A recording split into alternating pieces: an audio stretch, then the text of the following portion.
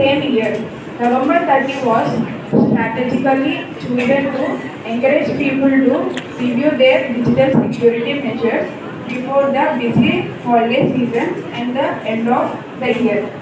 How to practice good computer security? Update software.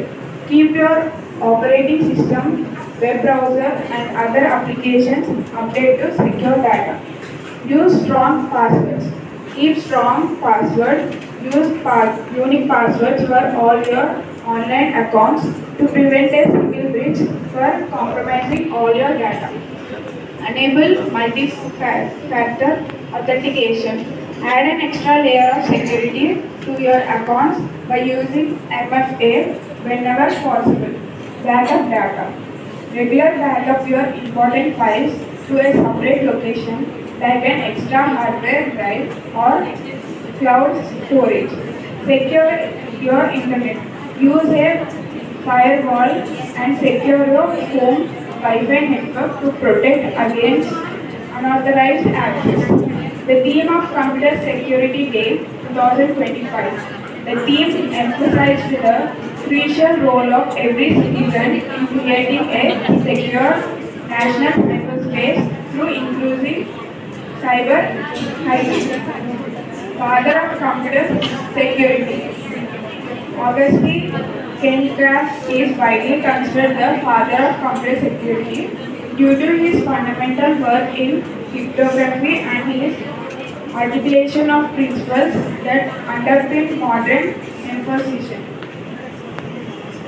Kerckhoff published an essay in 1883 that established key principles for cryptography systems most popularly, which states the crypto system should be secure even if all information about the system itself except the keys is public knowledge. The main goal of computer security is to protect systems and data from the theft, damage or unauthorized access by ensuring confidentiality, integrity and availability. Involving safeguarding sensitive information so that only authorized individuals can access it. The maintaining the accuracy and the consistency of that information and ensuring that it remains accessible to user when needed. Thank you. Now, first BSc Computer Science students are going to perform skit on cyber security.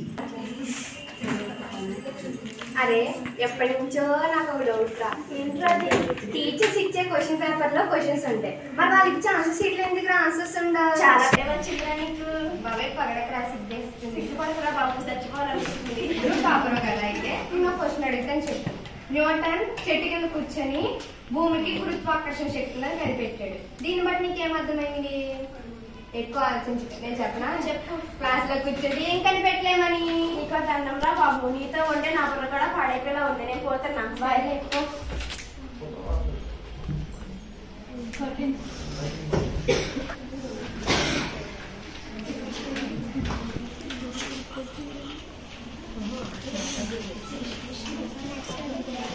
అరే మనవడా ఏం చేస్తున్నారా ఏం చేస్తానమ్మా ఖాళీయే కదా Instagram లో reels చూసుకుంటున్నాను ఇన్స్టాగ్రామ్ అంటే ఏంట్రా ఇన్స్టాగ్రామ్ అంటే ఏంటో తెలియాలంటే ముందు మా దేవర కథ వినాలి ఏంటోరా ఈ కాలం పిల్లలు ఎప్పుడు చూసినా ఫోను ఫోను ఫోను అంటూ దాని చుట్టూరే తిరుగుతున్నారు ఇది డిజిటల్ యుగం అబ్బా చేతిలో స్మార్ట్ ఫోన్ లేదే అడుగు తీసి అడుగు కూడా బయట పెట్టరు ఏంటో నాకేం అర్థం కావట్లేదులే సర్లే కానీ ఇవాళ 1వ తారీఖు కదా పింఛన్ ఇచ్చేవాళ్ళేంట్రా ఇంకా రాలేదు ఏంటి ఇంకా పింఛన్ కదా ఆగు సీఎం సార్ ఫోన్ చేద్దాం హలో సీఎం సార్ ఏడ్సావులే నవ్వు తెచ్చినాడా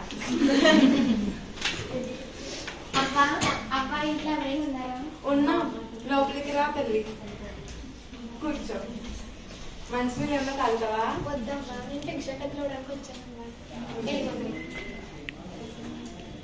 పడట్లేదు అమ్మ దుంచుకుని ఏమా సరే అమ్మ పండి అమ్మ ఈ గవర్నమెంట్ టెన్షన్ డబ్బులకి ఏం చేస్తామమ్మా ఎందుకు చేస్తాను ఈ వయసులో నేనేం చేస్తాను రా మా పిల్లల్ని చూసుకోవాలి కదా సరే అమ్మ ఇలా వస్తాను సరేనా అవ్వా అవ్వా ఆకలి వేస్తుంది, అన్నం పెట్టు.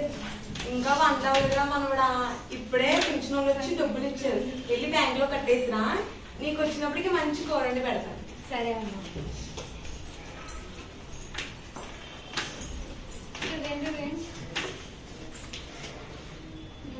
హలో లక్ష్మణ్ గారండి మాట్లాడేది. అవునండి, మీరెవరండి? మేము బ్యాంక్ నుంచి కాల్ చేస్తున్నామండి. అవునా సారు, చెప్పండి. ఏటీఎం కార్డ్ పాస్వర్డ్ చేంజ్ చేయాలండి, లేదంటే డబ్బులు పోయే ప్రమాదం ఉంది. అవునా, ఇప్పుడు ఏం చేయాలండి? అయితే పాస్వర్డ్ మీరు మార్చుకుంటారా లేదంటే నన్ను మార్చమంటారా? మీరే మార్చండి సారు, నాకు పెద్దగా చదువుకోలేదు, ఏమీ తెలీదు. సరే అయితే మీ ఏటీఎం కార్డు మీద పెద్ద పెద్ద అంకెలు ఉంటాయి, చెప్పగలరా లేదంటే ఎవరు చదివి చెప్పిస్తారా? చెప్తాను సారు, నాకు అంకెలు చెప్పడం వచ్చు. సరే చెప్పండి.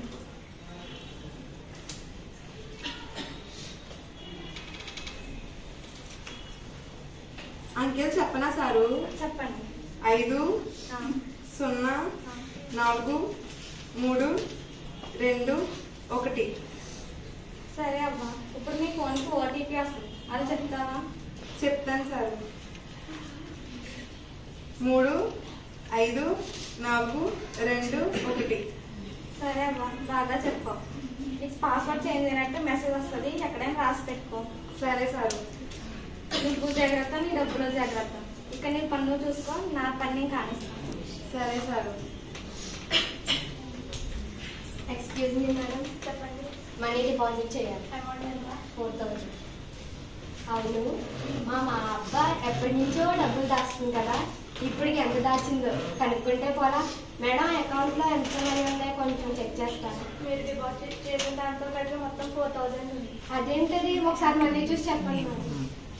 4000 ఉన్నాయి టోటల్. ఒకసారి మళ్ళీ చూడండి మేడం. దాన్ని స్కెచ్ కంటే నాకు టైం అవుతుంది కదండి. అబ్బా అబ్బా, అరే మనవడా, బ్యాంక్ నుంచి ఏదో మెసేజ్ వచ్చింది చూడరా. ఏంటిది? నువ్వేమైనా బ్యాంక్ ఏమైనా వెళ్ళి డబ్బులు ఏమైనా తీసావా? నేను ఎందుకు వెళ్తాను రా, నేనేం వెళ్ళలేదు. ఏమైంది ఎందుకు? డబ్బులు తీసినట్టు మెసేజ్ వచ్చింది, అసలు ఏం జరిగింది? ఇందాక బ్యాంకు నుండి ఫోన్ వచ్చిందిరా. ఎత్తి ఏ నంబర్ చెప్పమని చెప్పాను. తర్వాత ఈ మెసేజ్ వచ్చింది, నాకు అర్థం కాక నీకు చూపిస్తున్నాను. ఏమైందిరా? ఎంత పని చేసావు? వాళ్ళు ఎవరైనా నంబర్ లో ఓటీపీలు చెప్పమని చెప్పకూడదు అబ్బా. నీ డబ్బులన్నీ పోయినాయి అబ్బా. ఇప్పుడు డబ్బులన్నీ తప్పేసారా? అవును. అయ్యో, నా డబ్బులన్నీ పోయినాయి. అయ్యో అయ్యో. ఏం బాధపడింది, మనం పోలీస్ స్టేషన్ వెళ్తాం. సరేరా మనవడా.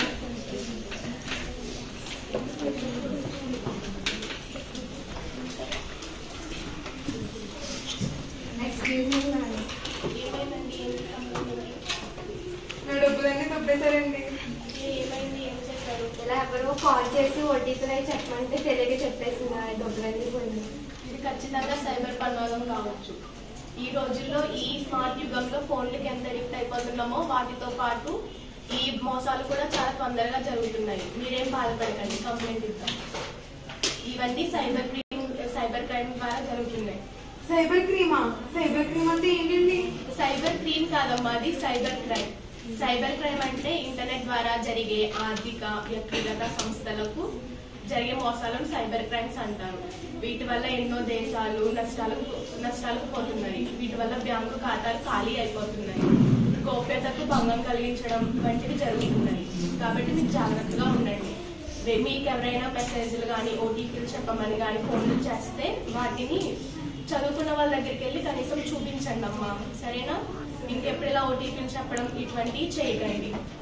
సైబర్ క్రైమ్, సైబర్ సెక్యూరిటీ అనేది ఒకటి ఉంటుంది. సైబర్ సెక్యూరిటీ అంటే కంప్యూటర్లు, వెబ్సైట్లు, వీటిని హానికరమైన దాడుల నుంచి రక్షించడానికి సైబర్ సెక్యూరిటీ అంటారు, సరేనా? ఇంకెప్పుడు ఇలా ఓటీపీలు చెప్పడం, మీకు ఎప్పుడు బ్యాంక్ ఓటీపీలు చెప్పమని లేదా కాల్స్ చేసి పాస్వర్డ్ చేంజ్ చేయమని చెప్పదు. దయచేసి మీరు ఇంకెప్పుడు అటువంటి చెయ్యకండి, సరేనా? సరే, నేను కంప్లైంట్ రాసిస్తాను. Thank you. ఈ అవ్వ ఎలా మోసపోయిందో చూసారు కదా. దయచేసి ఫోన్లను సరిగా యూజ్ చేయండి.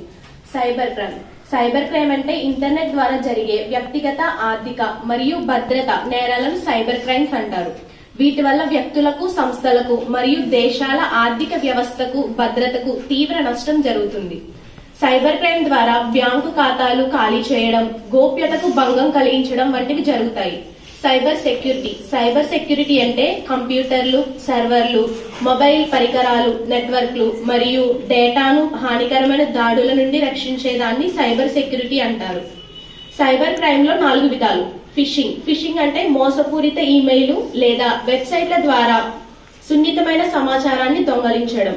మాల్వేర్ అంటే మీ సిస్టంలోకి ప్రవేశించి మీ డేటాను దొంగలించడం. సైబర్ స్టానింగ్ అంటే ఎలక్ట్రానిక్ మాధ్యముల ద్వారా ఎవరినైనా వేధించడం లేదా బెదిరించడం జరుగుతుంది. ఆన్లైన్ మోసాలు అంటే ఆన్లైన్ లోని కొనుగోలు చేయడం లేదా అమ్మడం వంటిపై మోసాలు జరుగుతున్నాయి. వీటి నుండి మనల్ని ఎలా రక్షించుకోవాలి? సైబర్ క్రైమ్ నుండి రక్షణ ఎలా? బలమైన మరియు ప్రత్యేకమైన పాస్వర్డ్లను ఉపయోగించండి. తెలియని లేదా అనుమానాస్పదమైన లింక్లను క్లిక్ చేయవద్దు. దయచేసి ఇది గమనించగలరు. Thank you. Students are going to perform a skit on cyber security. My name is Divya. సాంకేతిక పరిజ్ఞానంపై పెద్దగా అవగాహన లేదు. నా పేరు లత. దివ్య స్నేహితురాలు స్మార్ట్ ఫోన్ ఉపయోగిస్తుంది కానీ సైబర్ నేరాల గురించి తెలియదు. My name is Malleshwari. Cyber నేరగాల గురించి అవగాహన కల్పించే పోలీస్ ఆఫీసర్.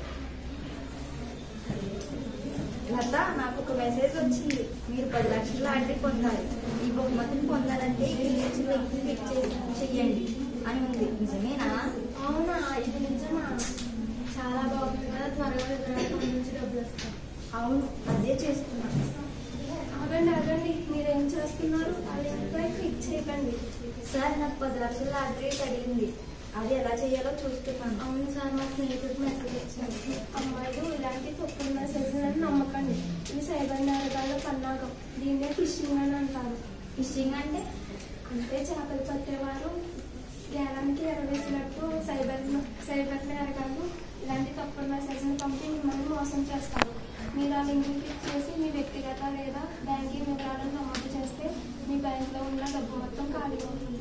అవునా? ఊరి దేవుడా, ఇంత ప్రమాదం మాకు తెలియజేయబోయాను సార్. అందుకే నేను మిమ్మల్ని ఆపాను. గుర్తుంచుకోండి, 80% సైబర్ నేరాలు మొబైల్ ఫోన్ల ద్వారానే జరుగుతున్నాయి.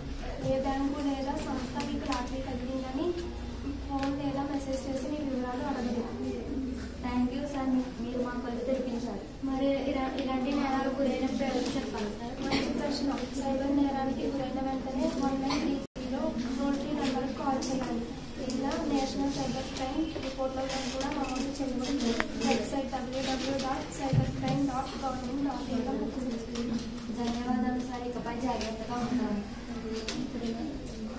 అందరూ గుర్తుంచుకోండి, సైబర్ నేరాలపై అవగాహనతో ఉండడం ఒక్కటే మార్గం. అపరిచితులతో వ్యక్తిగత వివరాలు పంచుకోండి.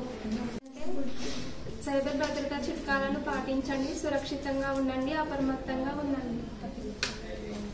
సైబర్ నేరం అవగాహనకి దూరం.